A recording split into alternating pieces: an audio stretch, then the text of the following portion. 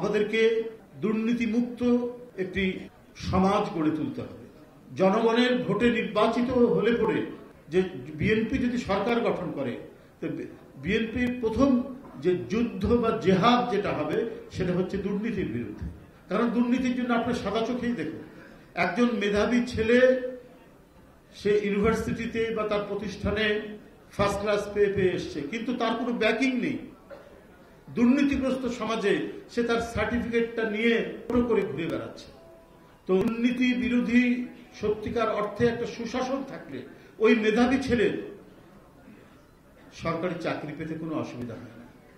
সরকারের সহায়তাহীন একজন কৃষক তার যে প্রয়োজনীয় যে জিনিসগুলো দরকার, কৃষি উপকরণগুলো দরকার, সে পাচ্ছে না।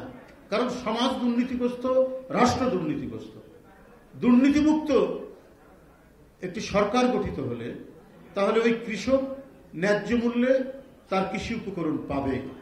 সেই কথাগুলো এখানে আমাদের বিশেষজ্ঞরা আপনাদের কাছে সেটি বলবেন। একজন তরুণ তার পরিবার হাসপাতালে চিকিৎসার জন্য সেখানে গেছে, কিন্তু গিয়েই সে ভোগান্তির মধ্যে পড়ছে। কারণ সমাজ রাষ্ট্রে দুর্নীতি বিস্তৃত। আমরা যদি দুর্নীতিমুক্ত একটি সরকার গঠন করতে পারি তাহলে তরুণ হোক, প্রৌঢ় হোক আর বৃদ্ধ হোক, তার পরিবার যখন হাসপাতালে যাবে সে ভোগান্তির মধ্যে পড়বে না। কারণ রাষ্ট্র দায়িত্ব হচ্ছে একজন ভুক্তভোগীকে তার সর্বোচ্চ সেবা প্রদান করা। হাসপাতাল সে সেবা প্রদান করবে, এটি হচ্ছে মূল বিষয়। আজকে নানা কৌশলে, নানাভাবে, নানা কথা নানা দিক থেকে বলা হচ্ছে। গতকাল আমাদের ভারপ্রাপ্ত চেয়ারম্যান বারবার একটা ষড়যন্ত্রের কথা বলেছে। আপনাকে ডান দিকে, বাম দিকে, সামনে পেছনে তাকালে ষড়যন্ত্রের কি আভাস পান না? আভাস পান। সরকারের একজন উপদেষ্টা খুব করে বলছেন, অহংকার করে বলছেন, জনগণ কতদিন আমাদের থাকতে হবে সেটা তো আমাদের ম্যান্ডেট দেয়নি। নির্বাচন করার কবে তারিখ দিবে সেটা নির্বাচন কমিশন জানে। তো এই কথাটার মধ্যেই তো আমরা সন্দেহ খুঁজে পাই, ষড়যন্ত্র খুঁজে পাই যে আমাদেরকে জনগণ ম্যান্ডেট দেয়নি। তো আপনার বিবেক নাই? আপনার কিসের জন্য আপনার ক্ষমতা এসছে? ম্যান্ডেট ছাড়া শেখ হাসিনা দিনের পর দিন, বছরের পর বছর আপনার একতরফা নির্বাচন করেছে, দিনের ভোট রাত্রে করেছে, ভোট কেন্দ্রে ভোটারদের যেতে দিতে দেয়নি। সেই পরিস্থিতির মধ্যে দিয়ে সারা জাতির ক্ষুব্ধতার যে স্ফুরণ হয়েছে তারই চরম ম্যানিফেস্টেশন, তার চরম বহিঃপ্রকাশ হয়েছে আপনার জুলাইয়ের আন্দোলনের মধ্যে দিয়ে। 5ই আগস্ট শেখ হাসিনাকে বিদায় হয়ে যেতে হয়েছে, বাংলাদেশের মানুষের রুদ্র রোষের মধ্যে তাকে বিদায় নিতে হয়েছে।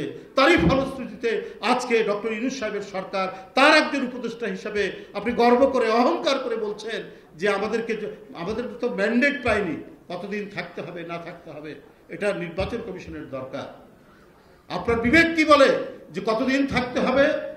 আপনি কোন ম্যান্ডেটের উপরে আজকে আপনি উপদেষ্টা হয়েছেন? কোন ম্যান্ডেটের উপরে আজকে আপনার সরকার গঠন করেছেন?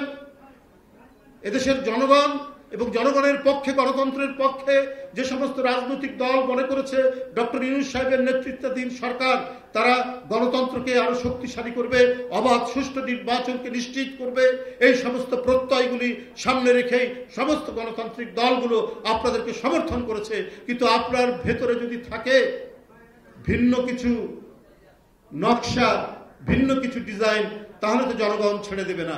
কারণ আপনারা আহনাফ, আপনারা ওয়াসিম আকরাম, আপনারা আবু সাইদ, যারা নিজের শার্টের বোতাম খুলে তপ্ত বুলেটকে রিসিভ করতে, বরণ করতে যারা দ্বিধা করেনি, সেই রক্তের উপর দাঁড়িয়ে আপনি আপনার অনির্বাচিত সরকার কতদিন থাকবে না থাকবে সেটা আপনারা মনে করছেন যে যতদিন ইচ্ছা ততদিন থাকবো, এই ধরনের অহংকারমূলক কথা বলে আপনারা আন্দোলনের সাথে, শহীদদের সাথে, তাদের রক্তের সাথে, গণতন্ত্রের বিরুদ্ধে আপনারা কথা বলেছেন।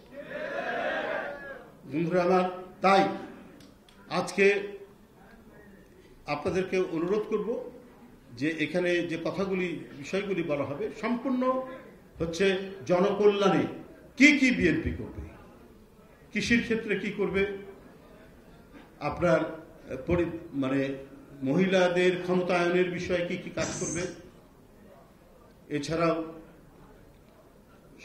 অন্যান্য মানে মৌলিক যে বিষয়গুলি, এখানে কোনো বাগাড়ম্বর নেই, এখানে কোনো ওই বড় বড় মানে আস্ফালন এবং বাগাড়ম্বর নেই। এখানে যেটা করা সম্ভব, আমাদের অর্থনীতির যে কাঠামো, সেই কাঠামোর মধ্যে যা যা করা সম্ভব, যতখানি জনকল্যাণমূলক কাজগুলো করা সম্ভব, যেটি শেখ হাসিনা করেনি, ফ্লাইওভার দেখিয়ে, মেট্রো রেল দেখিয়ে, টাকা পাচার করে সমস্ত ব্যাংকগুলোকে ধসিয়ে দিয়ে নিজে পালিয়ে চলে গেছেন। তো সুতরাং এমনকি নিজের কর্মীদেরকে ফেলে দিয়ে পালিয়ে চলে গেছেন। সেই কাজ বিএনপি কখনো করেনি, অতীতেও করেনি, যখনই ক্ষমতায় ছিল, এখনো করবে না। তাই বিএনপির যে অঙ্গীকার, সেটা ফাঁপা অঙ্গীকার নয়। বিএনপির নেতৃত্ব, ভারপ্রাপ্ত চেয়ারম্যান যে অঙ্গীকারগুলো করেছেন, সেই অঙ্গীকার আমাদের আর্থিক সক্ষমতার মধ্যে সেই অঙ্গীকারগুলো পূরণ করা সম্ভব। এবং আর্থিক সক্ষমতা আরও যাতে বৃদ্ধি করা যায়, আরও নানাভাবে সেটা বৃদ্ধি বিকাশ ঘটানো যায়, সেটারও একটা বাস্তবসম্মত পরিকল্পনা বিএনপির আছে, বিএনপি সেটা করবে।